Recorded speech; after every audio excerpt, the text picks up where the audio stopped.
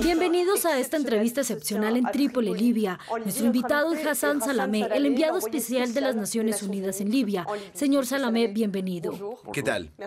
Gracias por haber aceptado esta entrevista. Quisiera hablar primero sobre lo que ocurrió este martes en Misurata. 79 migrantes que estaban a bordo desde hace 10 días en el buque comercial que fue rescatado en el Mediterráneo fueron evacuados y llevados a centros de detención. Ahora están siendo acusados de pillaje. ¿Cuál es su reacción? La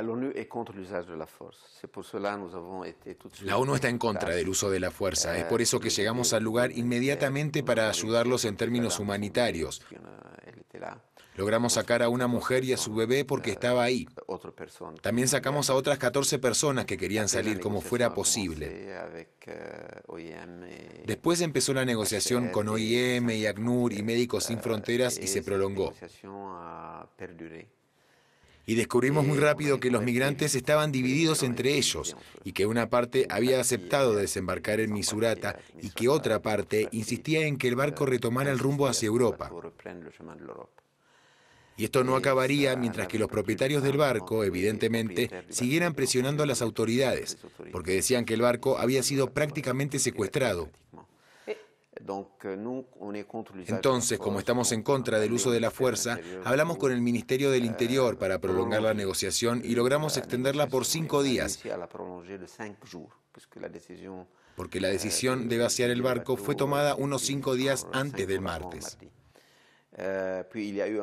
Luego hubo un momento en el que finalmente la negociación se terminó y ellos seguían divididos en el interior.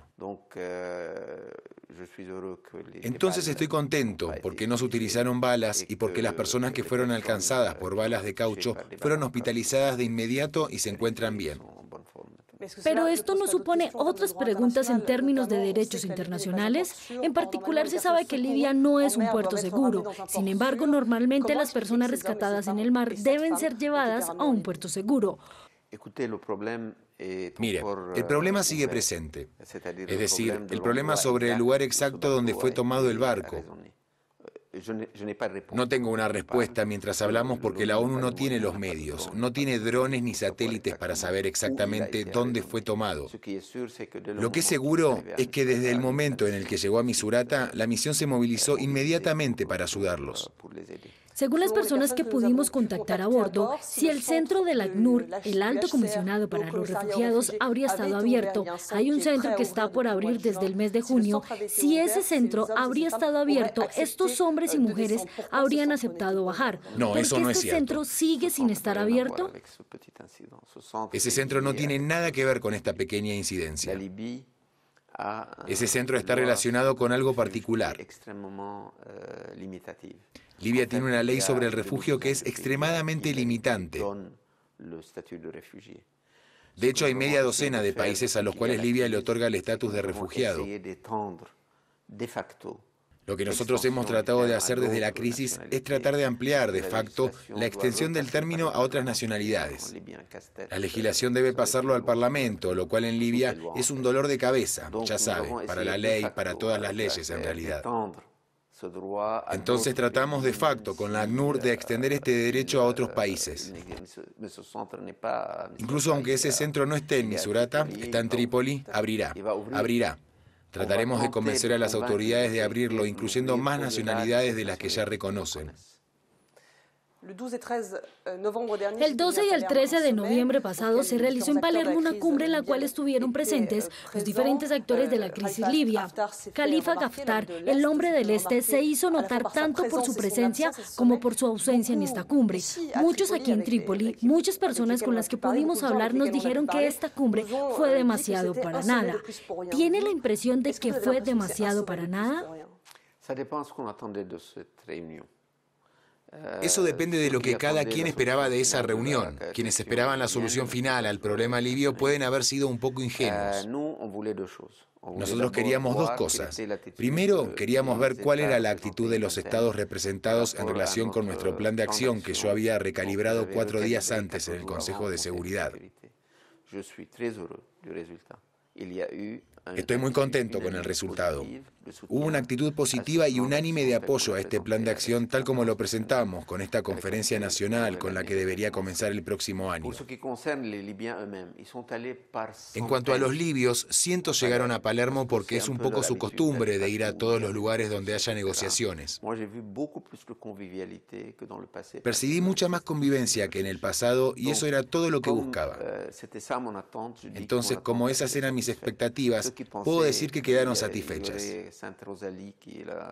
Quienes pensaban que Santa Rosalía, que es la santa patrona de Palermo, haría un milagro, es posible que quedaran decepcionados, pero ese no era mi caso.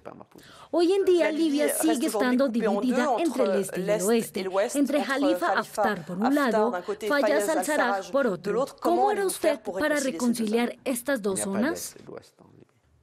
No hay este y oeste en Libia, no lo hay. Eso es una ficción europea. En 2011 el país estalló en 1000 pedazos. Hay varios puntos de vista antagonistas en el este, hay todavía más puntos de vista antagonistas en el oeste. El problema de este país no es juntar piezas, el problema de este país es convertirlo en un rompecabezas. Si el país hubiera estado dividido, habría sido simple. Alemania del Este, Alemania del Oeste, Corea del Norte, Corea del Sur. No es así. La realidad es muy diferente. Aquí hay una identidad local muy fuerte, que implica que cada ciudad tenga su milicia y muchas veces más de una, y que los puntos de vista estén muy divididos. Esto cuenta para el este y todavía más para el oeste. Entonces no se trata de juntar piezas, de ponerles mucho pegante y de juntar dos pedazos. Se trata de algo mucho más difícil. Es rehacer un rompecabezas que los eventos de 2011 hicieron estallar. Justamente hace poco usted anunció que las elecciones que estaban previstas para el mes de diciembre no se llevarían a cabo, que no sería realista considerar estas elecciones en este momento. Usted indicó que las elecciones podrían tener lugar la próxima primavera. ¿Qué fue lo que no funcionó en diciembre que podría hacer que las elecciones sean posibles para la primavera? Primero, la Comisión Electoral fue víctima de un ataque terrorista que destruyó su material. Físicamente no podíamos tener elecciones. Entonces todo ese material fue reemplazado. Yo recaudé $7 millones entre la Unión Europea y otros lugares y reemplazamos ese material. Pero ese material se reemplazó la semana pasada porque había que volver a pedir todo, los servidores, los computadores, todo el sistema. En un segundo lugar, el Parlamento todavía no ha emitido una ley electoral para que yo pueda organizar las elecciones. En tercer lugar, el estado de seguridad en verano dejaba mucho que desear. Ocurrió la batalla de Derma, ocurrió la crisis de la medialuna petrolera, y ocurrieron los enfrentamientos en Trípoli. Eran demasiadas cosas y no era el ambiente apropiado para tener elecciones. Ahora que logramos restablecer el cese el fuego y al consolidarlo en Trípoli, y espero que pronto también en otras ciudades, ahora que logramos que el gobierno adopte las medidas financieras y económicas necesarias para que la población se sienta cómoda y vuelva a pensar en la política, porque no piensan la política con la misma frecuencia que lo hacen las personas, pues podemos empezar a considerar que las elecciones son posibles bajo una seguridad mejor. Con una ley para estas elecciones y sobre todo con un compromiso que vaya más allá de las 4 personas que estuvieron presentes en París el 29 de mayo, que involucre al conjunto de los actores políticos del país, un compromiso a aceptar los resultados de las elecciones antes de que éstas tengan lugar. Justamente usted acaba de hablar sobre la seguridad del país. Hace poco denunció la libertad militar. Hemos podido recorrerlo desde hace 8 días y vimos que las armas están por todas partes. ¿Cómo hará usted para garantizar la seguridad de este país, donde las armas están presentes en absolutamente todas las provincias?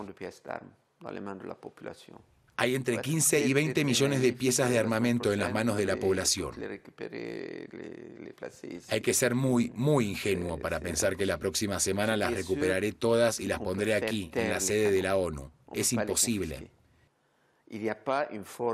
Lo que es seguro es que podemos silenciar los cañones, pero no podemos confiscarlos. Hoy en día no hay una fuerza central en Libia que tenga el poder para confiscar. De hecho, ni siquiera era el caso de Gaddafi. La mayor parte de las tribus está armada y cada libio tiene al menos 1 o 2 piezas de armamento en su casa.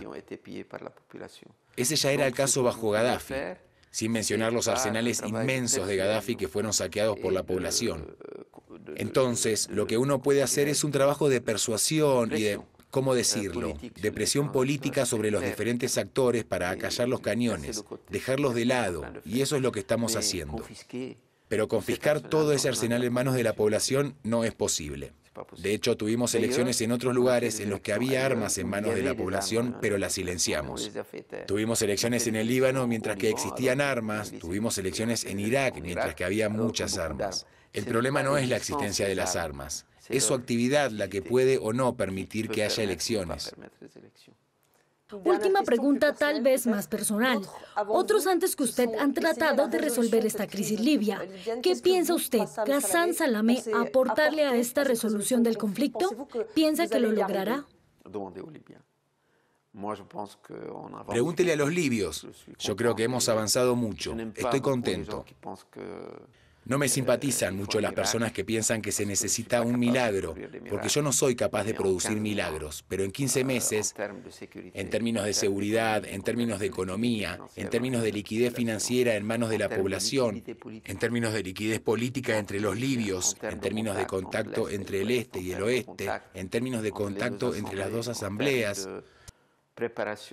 en términos de preparación de esta conferencia nacional que trataré de realizar en las primeras semanas del próximo año, creo que se ha hecho un gran progreso. ¿Es optimista? Soy optimista, soy optimista. Ghassan Salamé, infinitas gracias por haber aceptado esta entrevista. Eso es todo por hoy, pero quédense en France 24 y podrán encontrar esta entrevista en france24.com.